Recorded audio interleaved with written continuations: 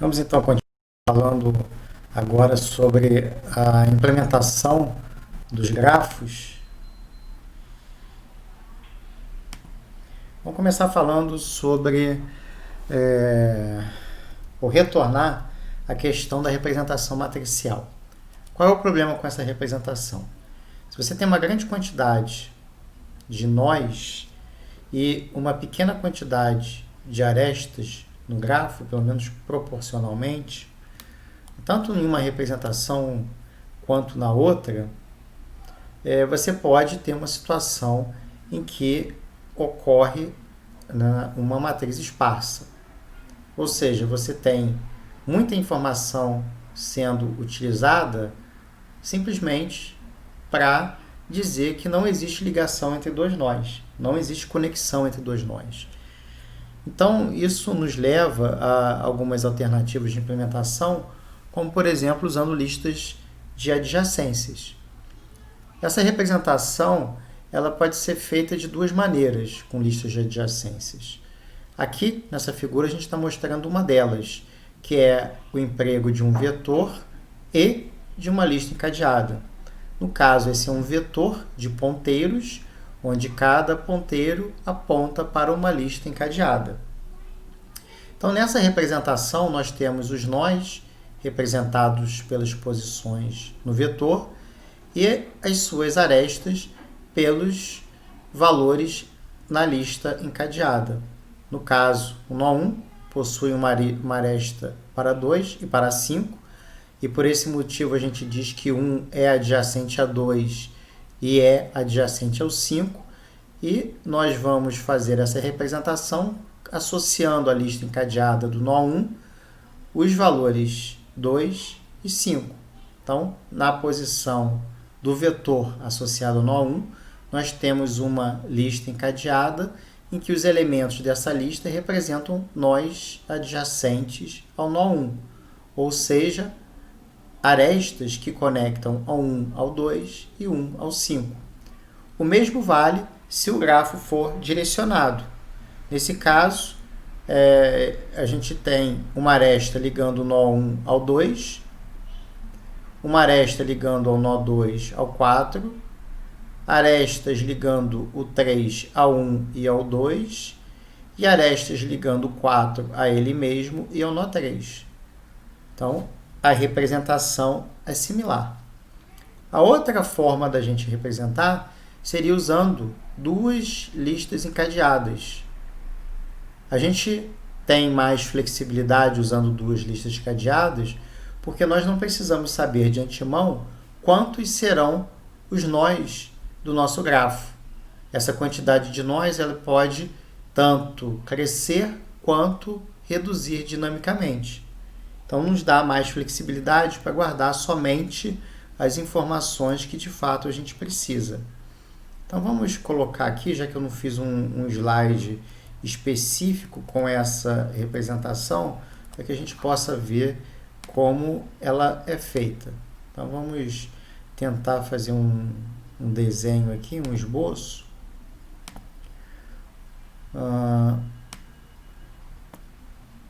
Vamos imaginar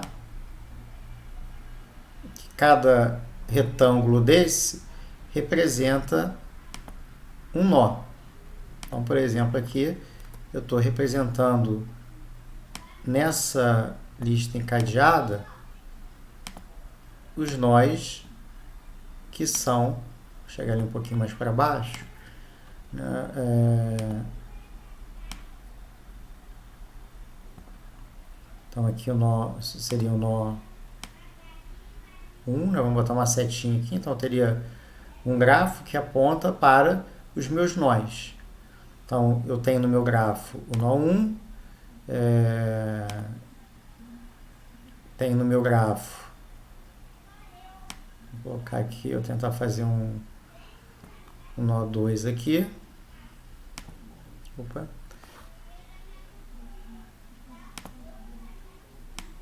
Então aqui um nó 2. Vou tentar copiar aqui para ficar mais rápido. Então aqui um nó, vamos dizer aqui um nó 3 e um nó 4. Então, eu tenho aqui nó 2. Tenho aqui o nó 3.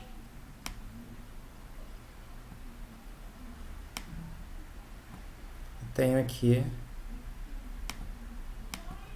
o nó 4. Então, a gente teria uma estrutura de dados para representar os meus nós e, naturalmente, para que a gente possa encadear essas posições na memória, eu teria que ter aqui, dentro dessa minha estrutura de dados, um ponteiro para o próximo. Então, 1 apontaria para o 2, que por sua vez apontaria para o 3, que apontaria para o 4, que não aponta para ninguém. Então, esse aqui a gente vai dizer que ele não está apontando para ninguém. Vamos só botar uma setinha aqui. Deve ter como fazer isso ali, mas enfim, não é a minha especialidade usar esses pentes da vida, né, no Color Painting do Fedora. Bom, então aqui a gente tem a lista dos nós. E o que nós teríamos então é, para cada um desses nós, uma lista encadeada que me daria para quem ele é ligado. Sei lá, vamos dizer que o nó 1 tenha conexão com o nó 2 e com o nó 4. Então eu teria lá, vamos fazer aqui já múltiplos, talvez fique mais fácil.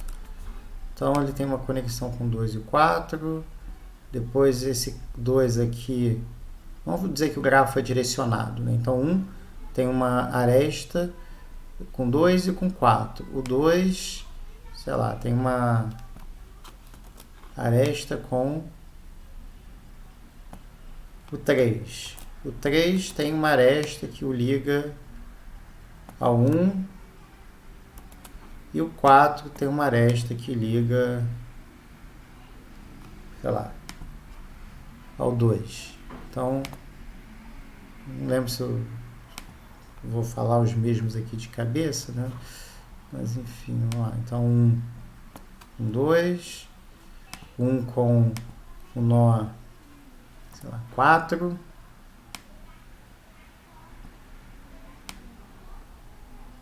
O 2, sei lá, tem uma aresta que o liga ao 3. O 3, sei lá, que liga com o 4. O 4, sei lá, que vai ligá-lo ao nó, sei lá, nó 1. O que a gente vai fazer é que eu vou ter um ponteiro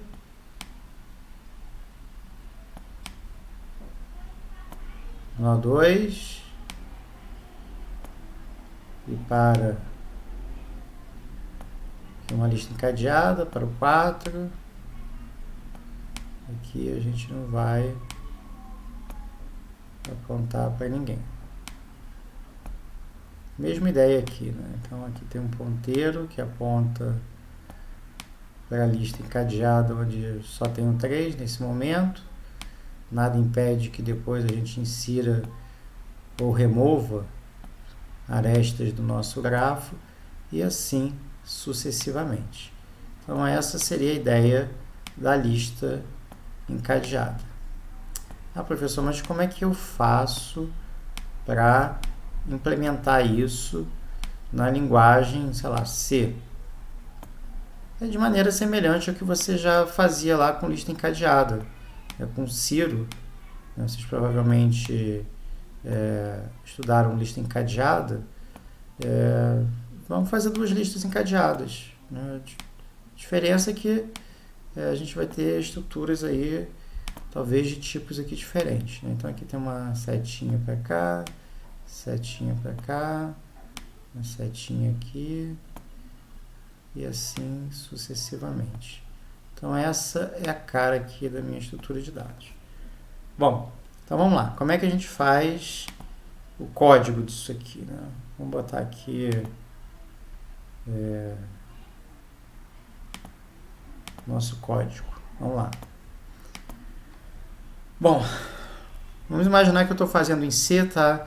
Eu tenho o mau hábito de sempre colocar lá os includes, né? Include std io, sei lá, .h e stdlib, né? Eu sempre começo meus códigos, nem sei se eu vou usar, mas já coloco lá os includes para o standard io e o standard lib.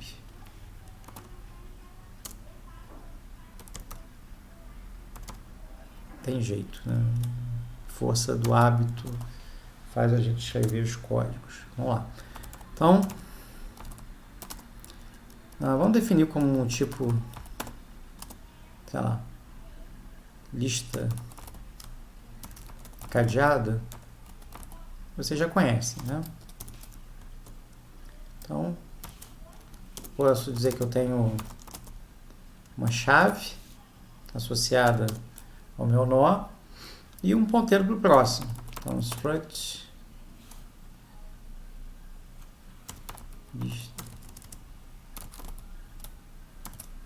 lista encadeada, ponteiro para o próximo. Pronto, fizemos aí uma lista simplesmente encadeada. Então vamos lá, typedef struct, sei lá, nós do meu grafo. São os nós do meu grafo. Uma chave. Temos lá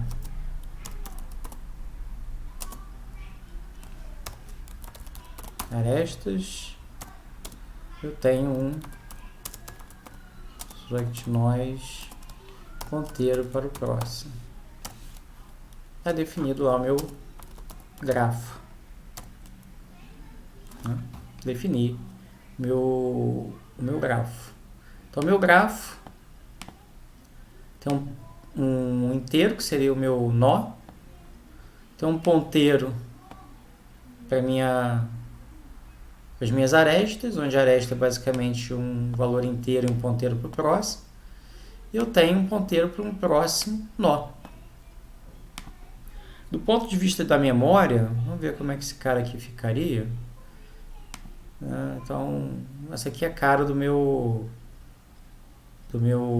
estrutura de dados, né? Mas como é que é esse cara aqui? Deixa eu ver se eu consigo colocar os dois juntos aqui. Deixa eu ver se dá aqui para chegar um pouquinho aqui para o lado. Acho que eu posso diminuir um pouquinho. Espero que dê para enxergar. Então, tem uma lista encadeada.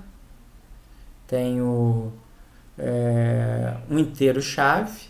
Então, eu tenho aqui um inteiro chave da lista encadeada e um ponteiro para o próximo. Então, esse aqui seria o meu next.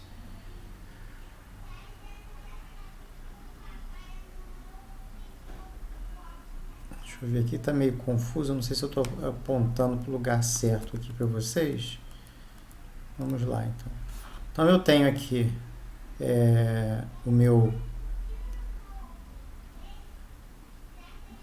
minha chave, né, que seria o número da aresta, e um ponteiro para o próximo, que seria a estrutura que eu chamei de grafo. Ele tem uma chave, tem um ponteiro para as arestas e tem um ponteiro para o próximo. Então vamos ver aqui como que seria a memória. Talvez eu tenha que...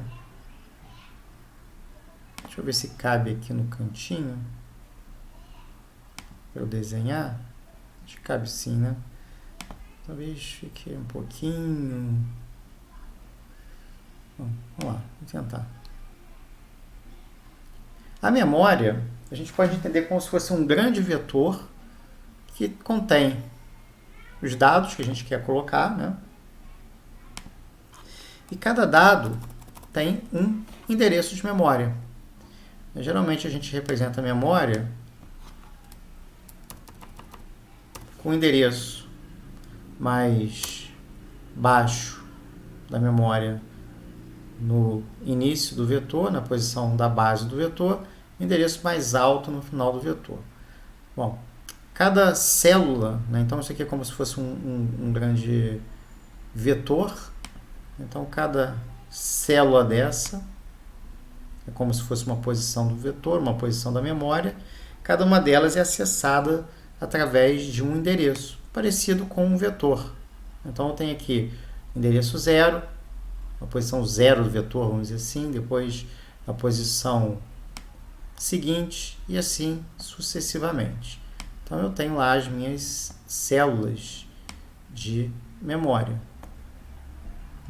E nós vamos aí toda a vida até chegar lá no nosso último endereço. Tá? Bom, vamos imaginar que eu tenha declarado uma estrutura como essa aqui, um grafo. Eu comecei com um grafo onde eu tenho um valor inteiro, que é a minha chave. Vamos colocar aqui a minha chave, valor 1. Um valor inteiro, está lá, sei lá, no endereço 0 de memória. Tá, pessoal, aqui não vai ficar bonitinho não, que eu, assim, quando a gente desenha no quadro já não fica bonitinho, imagina desenhando aqui, né, com, no caso do meu notebook aqui, desenhando com o meu notepad aqui, então fica difícil desenhar, né? Então, minha estrutura grafo teria um valor inteiro, eu tenho um ponteiro para as minhas arestas e um ponteiro para o próximo. O que é esse ponteiro? São endereços de memória, onde eu encontro valores de aresta, eu encontro um outro desse camarada aqui, um outro grafo. Então vamos colocar aqui os endereços, só para a gente continuar. Vamos imaginar que o endereço dessa célula aqui é 4. Tá? Geralmente os endereços eles vão de 4 em 4 bytes, porque a gente pode, né, cada caixinha dessa aqui é como se fosse composta por 4 bytes, e eu tenho como, se eu quiser, endereçar cada byte individual daqui. Tá? Então teria o byte 0, byte 1, byte 2, byte 3, byte 4, 5, 6, 7. E quando a gente está trabalhando com valores inteiros ou como float, os 4 bytes formam um inteiro, ou os 4 bytes formam um float, e a gente coloca, dependendo da arquitetura, se for Little Endian ou Big Endian, o endereço do byte mais à esquerda ou mais à direita. Então, sei lá, endereço 0, endereço 4 e por aí vai. Né? Vamos supor que os endereços fossem aqui de 4 em 4 bytes. Tá? Então, vamos pegar aqui um endereço qualquer, né? Só para mostrar para vocês que as posições de memória elas não precisam estar necessariamente contíguas. Tá? O importante aqui é que os ponteiros estejam apontando para os locais corretos, né? De maneira que essa estrutura de dados, se a gente for seguir a estrutura de dados bonitinha, ela funcione, né? Ela encontre lá as pessoas de maneira correta. Então, vou botar aqui umas reticências aqui, né? Só para a gente ilustrar o conceito, tá? Para a gente poder entender o que está acontecendo. Deixa eu ver se eu vou conseguir. Vamos ver aqui se eu consigo. Bom, aqui é como se fossem reticências, né, que a gente está colocando no nosso grafo. Opa! Então vamos pegar aqui um endereço qualquer da memória. Vamos supor aqui endereço, sei lá, A, B, C, D, E, sei lá, da memória. Talvez um endereço não muito fácil de...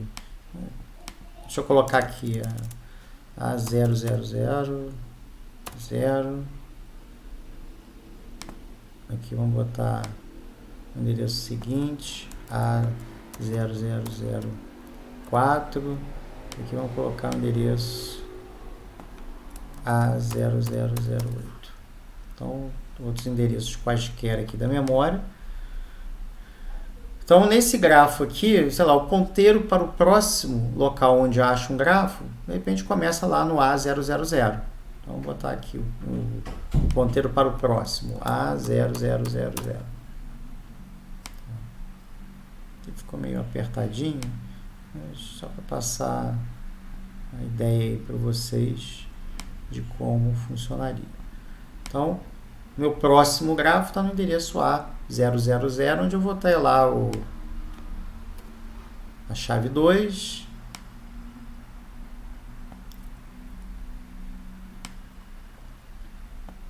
Vou ter lá um endereço lá de um próximo lá, camarada, sei lá, B000. Os valores aqui são aleatórios, tá, gente? Não correspondem a endereços reais, não. Eles não precisam ficar com essa cara, não. Só para a gente colocar qualquer coisa. Bom, mas no grafo tem um ponteiro para o próximo também, né? Vamos colocar aqui 000. Opa. 000.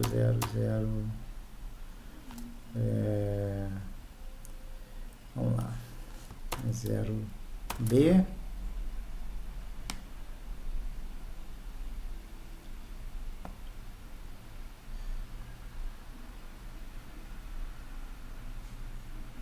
O C, né? Deixa eu ver aqui. O C, né?